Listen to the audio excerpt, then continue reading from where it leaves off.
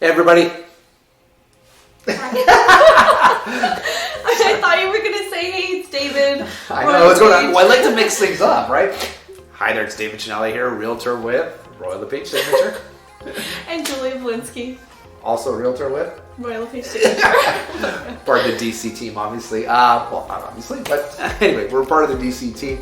So Julia, we have this segment. If you're new to the segment, Julia's a newer, younger realtor. So we learn a lot of things from, because sometimes we get ingrained in the job and don't realize, and maybe the public doesn't realize a lot of the things that you're going through as a realtor. Like it's an eye opener. So we're having this segment to help educate sometimes myself, a lot of times the audience, and what to expect and what things that people don't know and sometimes you forget about. So that's why we're having this segment. So today's topic is...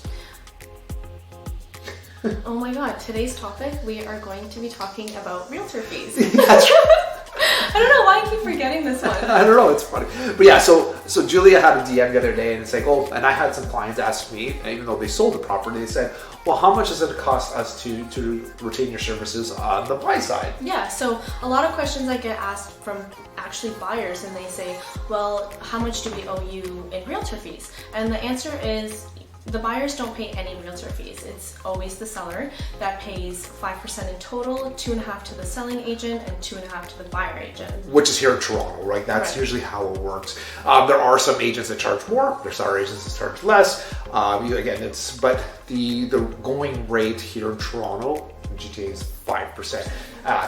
Actually, there's some areas, believe it or not, in Sudbury they charge 6%. Wow. That's the average. There's places like Waterloo and Kitchener where they charge 2.5% and 4%. Again, you go with what's going on. So here in Toronto, the standard rate is 5%. So yes, it's 2.5% and 2.5%. So let's use that. And again, the seller plus HST, the seller has to pay that. Yeah. So essentially, you're getting our expertise for free.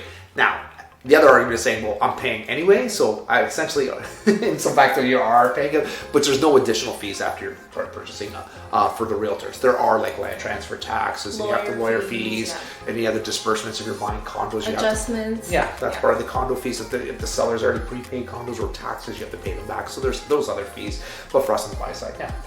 That's a good question, Julia. Yeah. See, you learn something new every day, right? There you go. That's what this is for. Hope you enjoyed this one. Yeah, so if you have any questions. Oh, the other thing is, too, before we cut in, this also is the same thing when you are renting. Yes.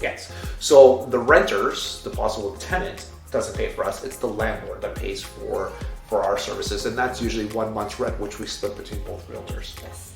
Plus HST. All right, guys. Thanks. Bye. Bye.